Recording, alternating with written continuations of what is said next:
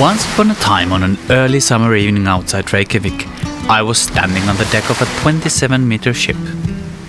I was gripping the handrail with both hands because the rough ocean made the bow go up and down like a mad seesaw. My eyes were fixed on the surface, trying to spot the slightest disturbance. Then, without warning, a majestic 40-ton creature, a humpback whale, half the length of the ship, jumped high in the air in front of our eyes. This is my diary of the journey that started at that very moment. I set sail to learn about and to protect this precious biosphere that we inhabit. One quest at a time.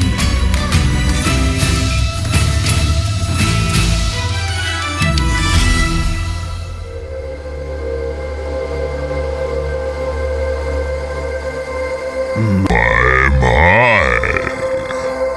look at that.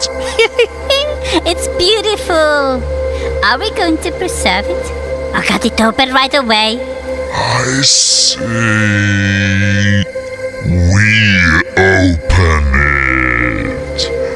I don't have any mammalian skeletons on display. I think we should drown it. Or is it dead already? Poke it. Why? It's alive. Bring water. You can't kill me. Wow, it's talking. They just sound like they can talk. It's part of their evolutionary programming. I'm a human being. Don't worry. Your simple nervous system can't feel pain. Don't talk to it. And whatever you do, don't give it a name. I'm not ready yet. In you go.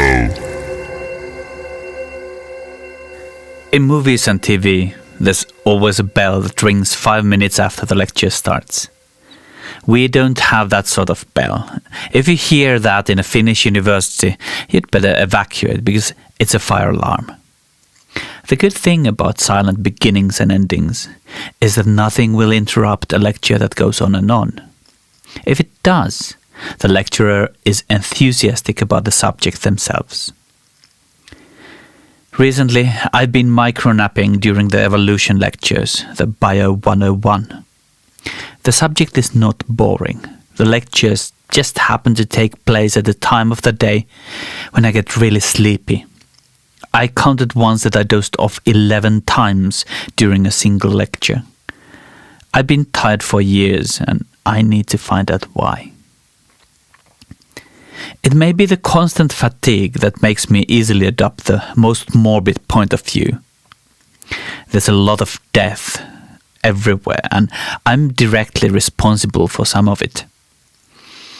An episode that I'm not particularly proud of took place during the orienting week before the actual studies.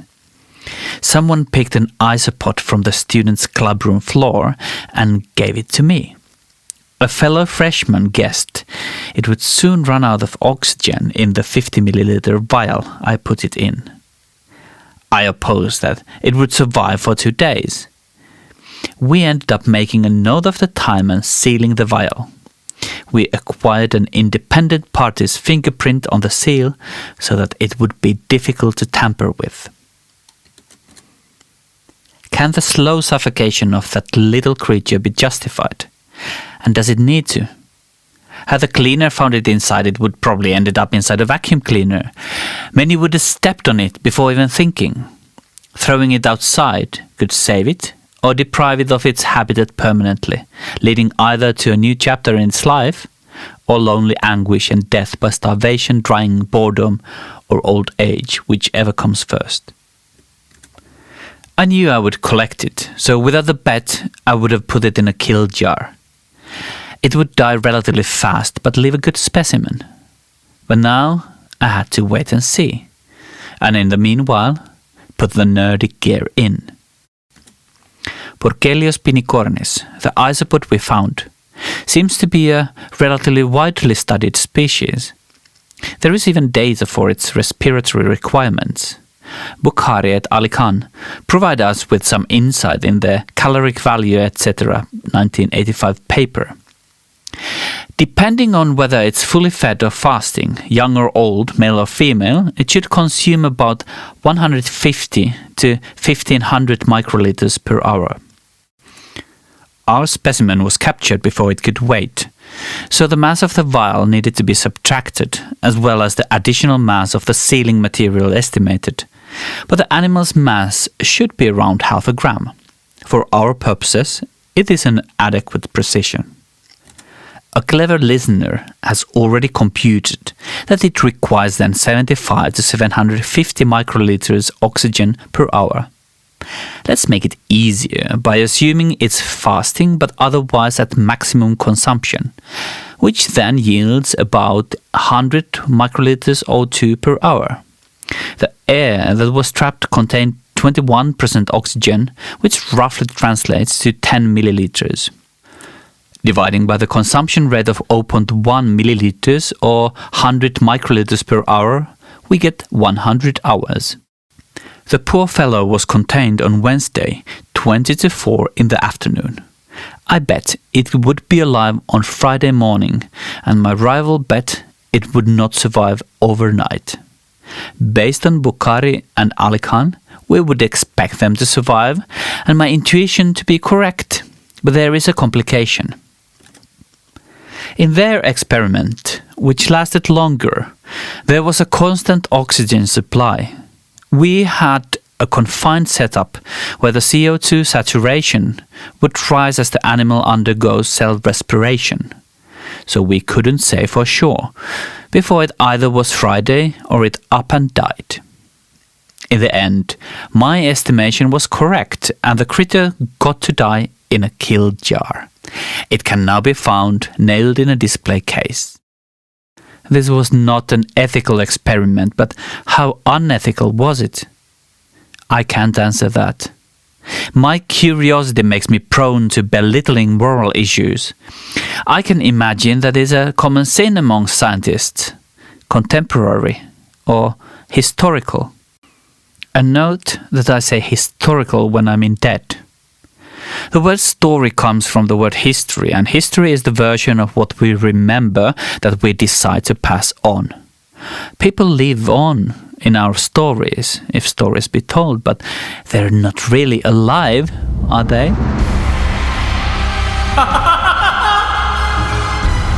Light! At last! Hydrogen, ammonia, methane, all the energy of the thunder. In the name of Operin and Halden, we shall witness a wonder! It's alive! It's alive! It's alive!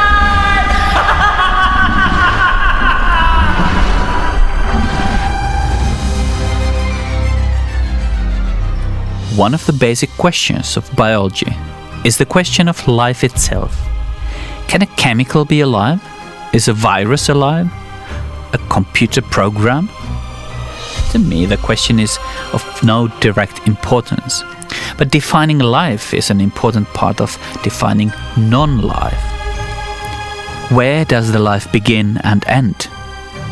We apes tend to be very self-centered, so the obvious problems are anthropocentric. When we reproduce, the germ cells are alive, but if it's not for germination, they will go to waste and die. But lots of our cells die all the time and we don't care. Does life then start with an individual? Is a zygote an individual, or is there a specific stage when it transforms from a group of cells into a human being that has human rights? These are ethical and legal questions that affect millions and millions of people all the time, especially women who carry those cells and are told by other people, usually men who don't, what to do with them. And when is a person dead? When the heart stops beating? That doesn't sound right. We can resuscitate. On a cellular level, different parts of the human die at different times. And we can keep the cells of a person alive even if they never would really get to live again. There are even changes after a person is pronounced dead.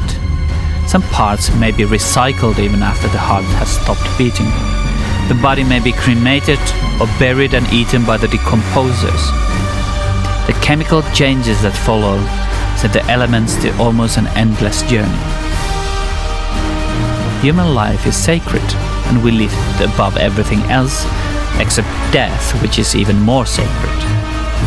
Permanent monuments are erected to celebrate very few people's lives, but we think every death deserves one.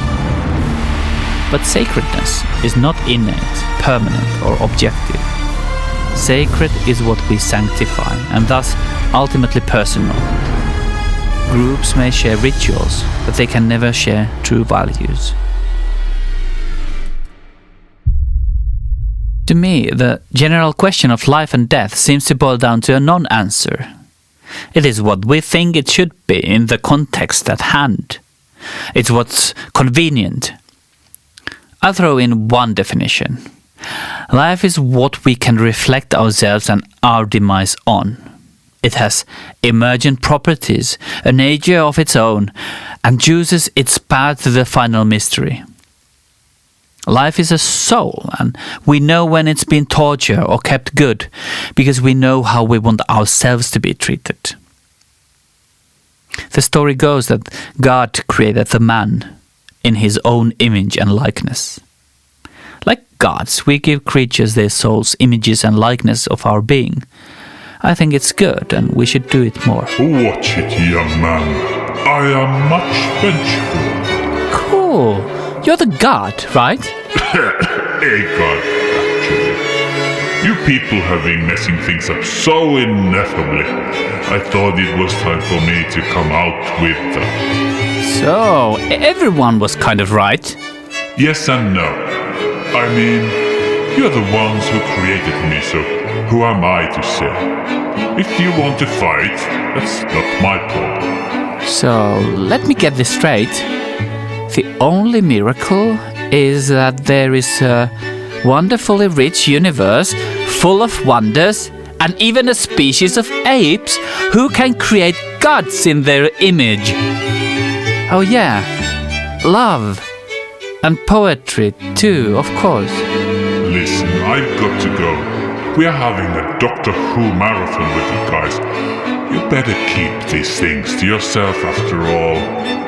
People can be quite narrow-minded, you know. Wait, why are you an elderly male person with Morgan Freeman's voice? I'm a queer feminist. Why isn't your manifestation more queer? Sorry, can't hear you. Nice meeting you.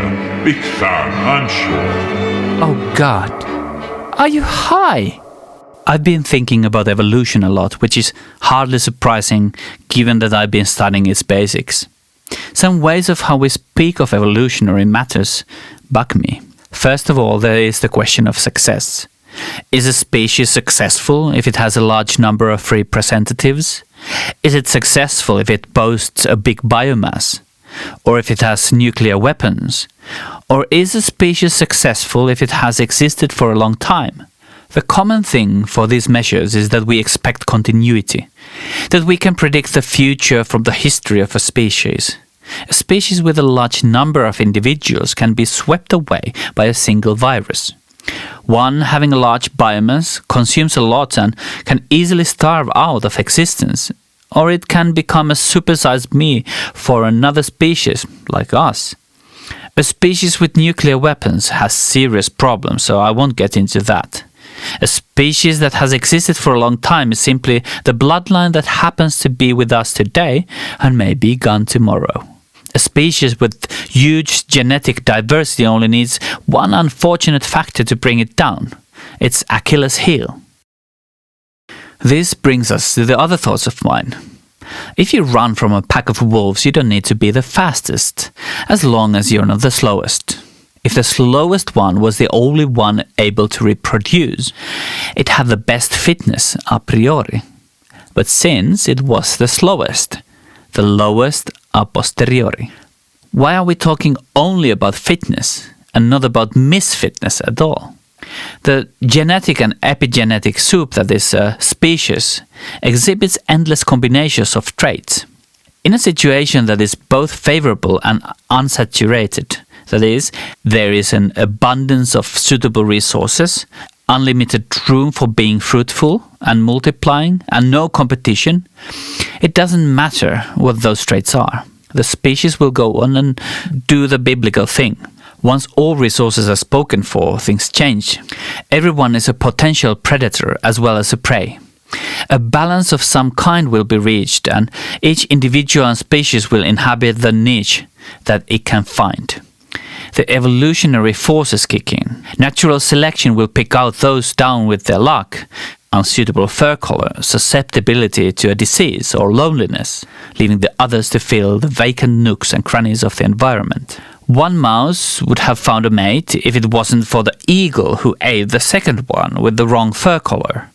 If the third one had died a bit earlier, the eagle would have caught it instead, and the wedding bells would have rung. The problem with fitness for me is that it's so vague a priori.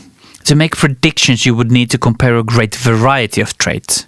An individual has an evolutionary advantage if it can find a good mate, reproduce with success, defend itself and its young, collect food, etc. It needs to have all the required traits in a given environment. On the other hand, it may only need one of the traits of misfitness that puts it behind all the others. If it can't find a mate, the game is over. If it can't reproduce, the game is over. If it can't defend itself, the game is over, and so on. Then there's the sheer luck, the Rochambeau effect. Let's imagine a game where one player is always the rock, another the paper, and the third one the scissors. Who will prevail? If the rock happens to find the paper first, scissors, coming last in the frame, will win. But if the rock missed the scissors first, the paper will win in the end. Rock will only win if the scissors and the paper have fought first. All of them belong to each other's environments and have an equal chance of winning. They are equally well adapted. Tickets, please. Hey, what's with all the trains on this show? Don't ask me. It's your show. Where is this going? You tell me. It's your train of thought, so probably nowhere. Tickets, though. Look, behind you. A three-headed monkey. Either you pay for a ticket or get off at the next station. What's the next station? It's where you will learn the secret of...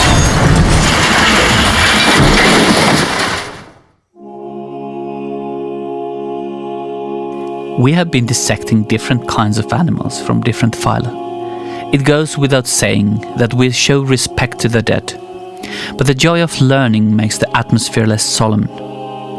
We are surrounded by skeletons, taxidermied animals, and wet specimens, all tokens of death, but there are no candles or prayers. Some specimens we look at are not dead either. During the last session we had 2 Madagascar hissing cockroaches. I tried to get a live one on my palm, but first of all, it was not going to comply.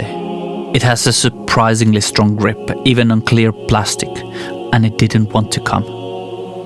When I tried to persuade it a little, it gave a sharp, strong hiss, and I almost threw it at the wall. I knew it could do that, but my reflexes still thought it was best to startle. I dropped the box. While collecting it, my heart was pounding fast and hard. But as a man of science, I had to see if that happened every time. This time, I tried to help it get moving using forceps and learned that Madagascar hissing cockroach has an incredibly strong grip even on metal. I thought it best to let it get bored and move back to the bottom of the box, but it seemed quite content sitting on the forceps.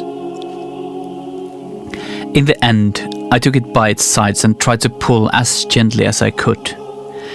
It resisted my efforts for 2 minutes until it finally started to cave in.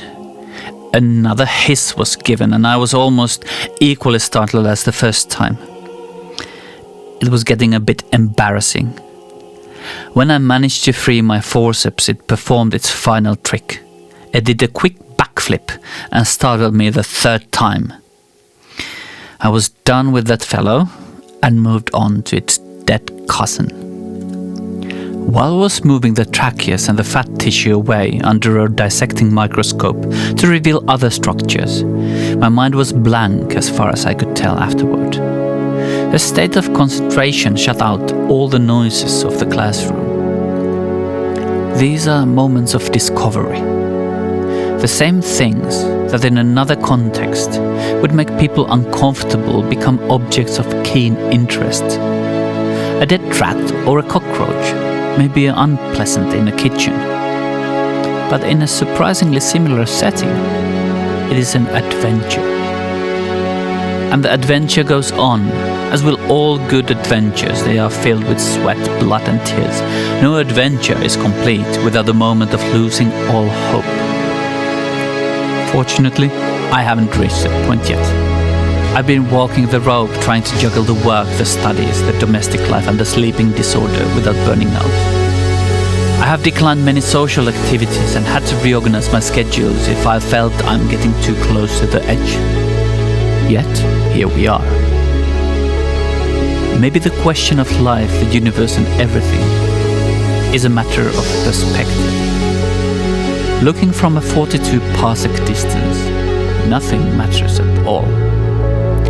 But the friendly face at 42 centimeters can mean everything. So, what is life? My answer? I don't know. But I'm sure that mine is damn fine. If you wish to get... Okay, one more serious matter of life and death. Alright, beautiful people, it's time to rock your life. So give me everything you've got. 1, 2, 3, 4. Life is an adventure, but it always ends.